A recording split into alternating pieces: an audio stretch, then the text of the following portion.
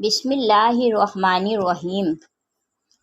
جب کوئی انسان استغفر اللہ کہتا ہے تو اس کے جواب میں اللہ کیا فرماتے ہیں؟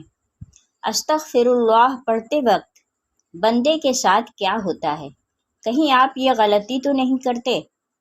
حضرت محمد صلی اللہ علیہ وسلم نے فرمایا، فرمان مصطفیٰ صلی اللہ علیہ وآلہ وسلم ہے، خدا کی قسم میں دن میں 70 سے زیادہ مرتبہ اللہ سے استغفار کرتا ہوں اور اس کی بارگاہ میں توبہ کرتا ہوں۔ بہت سارے لوگوں کی زبان پر استغفر اللہ کے الفاظ ہوا کرتے ہیں۔ کوئی غلط بات ہوئی تو انہوں نے استغفر اللہ پڑھا تو لوگ استغفر اللہ کہنے کے عادی ہو جاتے ہیں۔ استغفر اللہ کا مطلب ہے کہ اے اللہ تو ہمیں بخش دے۔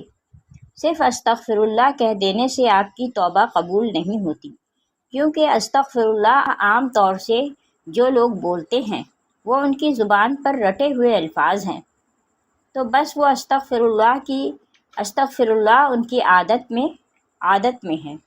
تو عادت میں ہونے کی وجہ سے اگر کوئی انسان استغفر اللہ بول رہا ہے تو اس سے اس گناہوں کی بخشش نہیں ہوگی۔ آپ صلی اللہ علیہ وسلم نے فرمایا، گناہوں پہ شرمندہ ہونا توبہ ہے، اور جب کوئی انسان اللہ کی بارگاہ میں توبہ کرتا ہے تو اللہ تعالیٰ 7ویں آسمان سے پہلے آسمان پر آ کر ایک خاص نگاہ ڈالتا ہے، ایک توجہ فرماتا ہے اور بندے سے کہتا ہے، میرے بندے آؤ، میں کب سے تیرے انتظار میں تھا، لوٹ آؤ، اپنے رب کی مرضی کی طرف لوٹ آؤ، اپنے رب کی مغفرت کی طرف۔ ایک جگہ اللہ فرماتا ہے، اے لوگو، ایسی جنت کی طرف دوڑو جس کی چوڑائی اور لمبائی آسمان و زمین کے برابر ہے، اور اپنے رب کی مغفرت کی طرف دوڑو۔ تو اس لیے جب کوئی بندہ اللہ تعالیٰ کے سامنے توبہ کرتا ہے یا استغفر اللہ پڑھتا ہے تو اللہ تعالیٰ 70 مرتبہ جواب میں اس کو لبیک کہتا ہے۔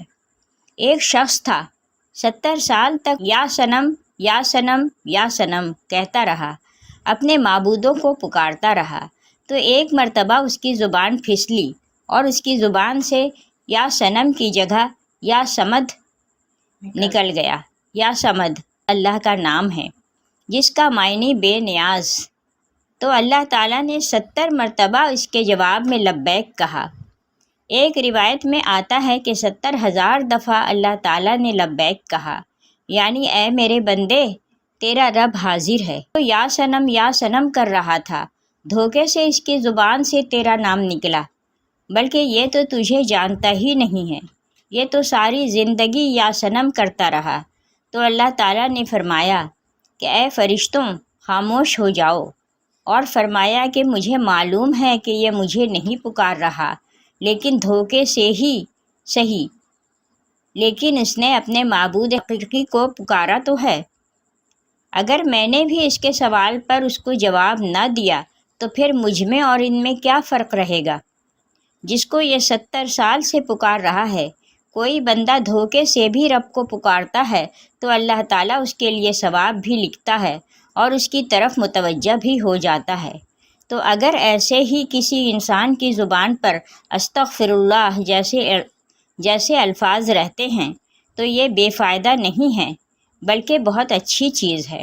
اور اگر انسان نے اس نیت سے استغفر اللہ پڑھا کہ اس نے جو گناہ کیے ہیں ان کی معافی مل جائے، تو اس کے تمام گناہوں کو اللہ تعالیٰ معاف فرما دے گا۔ جو استغفار کو لازم کر لے، اللہ پاک اس کی تمام مشکلوں میں آسانی، ہر غم سے آزادی، اور اسے وہاں سے روزی دے گا جہاں سے اس کا گمان بھی نہ ہو۔ استغفار سے دلوں کا زنگ دور ہوتا ہے۔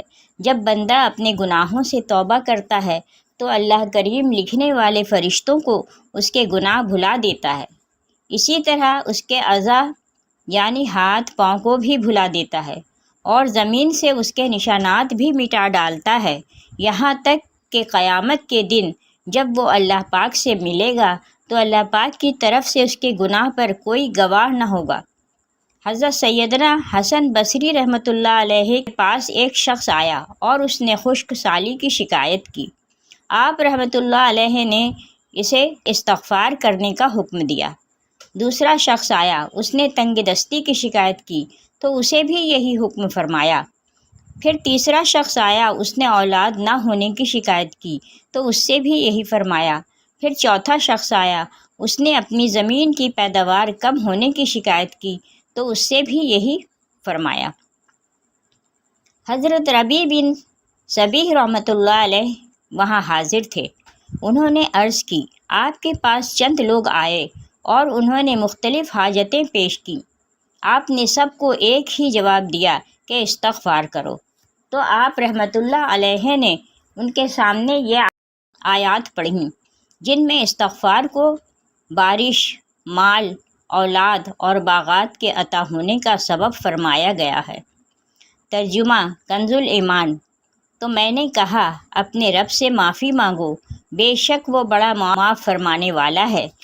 تم پر موسلا دھار بارش بھیجے گا اور مال اور بیٹوں سے تمہاری مدد کرے گا اور تمہارے لیے باغ بنا دے گا اور تمہارے لیے نہریں بنائے گا۔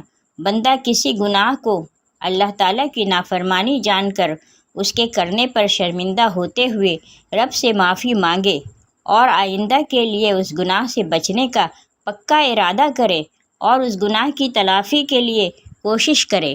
مثلا نماز قضا کی تھی تو اب ادا بھی کرے، چوری کی تھی یا رشوت لی تھی تو بعد توبہ وہ مال اصل مالک یا اس کے ورثاء کو واپس کرے یا معاف کروا لے، اور اگر اصل مالک یا ورثہ نہ ملے تو ان کی طرف سے راہ خدا میں اس نیت سے صدقہ کر دے کہ وہ لوگ جب ملے اور صدقہ کرنے پر راضی نہ ہوئے تو اپنے پاس سے انہیں واپس دوں گا۔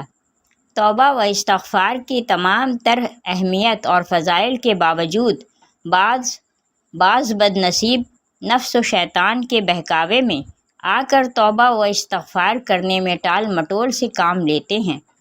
توبہ کا موقع ملنا بھی بہت بڑی سعادت کی بات ہے۔ بہت سے لوگوں کو توبہ کا موقع بھی نہیں ملتا اور وہ بغیر توبہ کیے اس دار فانی سے چلے جاتے ہیں۔ موت کا کوئی بھروسہ نہیں، اس لیے ہمیں بھی بکثرت توبہ و استغفار کرنی چاہیے۔ قرآن مجید میں ارشاد باری تعالیٰ ہے کہ اللہ استغفار کرنے والوں پر رحم کی بارش کرتا ہے اور ان کی طاقت میں اضافہ فرماتا ہے۔ اللہ رب العزت قرآن مجید میں ایک جگہ فرماتے ہیں، اور میں نوح علیہ السلام نے اپنی قوم سے کہا، اپنے رب سے اپنے گناہ بخشواؤ اور معافی مانگو، وہ یقیناً بڑا بخشنے والا ہے۔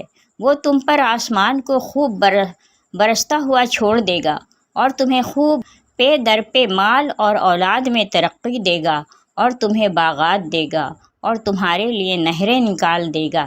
استغفار اللہ کی خوشنودی کا سب سے بڑا ذریعہ ہے۔ ایک حدیث مبارکہ ہے کہ اللہ پاک توبہ کرنے والے بندے سے اس شخص سے بھی زیادہ خوش ہوتے ہیں جس نے اپنا گمشدہ اونٹ پا لیا ہو۔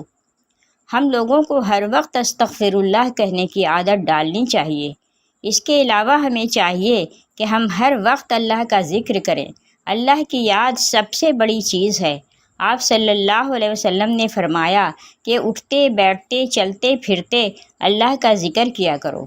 جو لوگ اللہ کا ذکر کرتے ہیں وہ زندہ ہیں، جو اللہ کا ذکر نہیں کرتے وہ مردہ ہیں، بلکہ مردار ہے۔ ہماری زبان ہر وقت اللہ کی یاد سے تر رہنی چاہیے، اور جب بندہ اللہ کا ذکر کرتا ہے تو شیطان چونکہ انسان کے دل پر اپنے پنجوں کو ہر وقت بٹھائے رکھتا ہے، جب بندہ اللہ کا ذکر کرتا ہے تو پھر وہ اپنے پنجوں کو ہٹا لیتا ہے، اور جب وہ بندہ ذکر کرنا بند کر دیتا ہے تو وہ پھر اپنے پنجوں کو بندے کے دل پہ رکھ لیتا ہے۔ تو اس لیے ہر وقت ہمیں اللہ کا ذکر کرنا چاہیے، درود پاک کی کثرت کرنا چاہیے، استغفر اللہ اور ہر ذکر والے الفاظ کو اپنی زبان پہ رکھنا چاہیے۔ اللہ پاک سے دعا ہے کہ ہمیں گناہوں سے بچنے اور سچی توبہ کی توفیق عطا فرمائے۔ آمین۔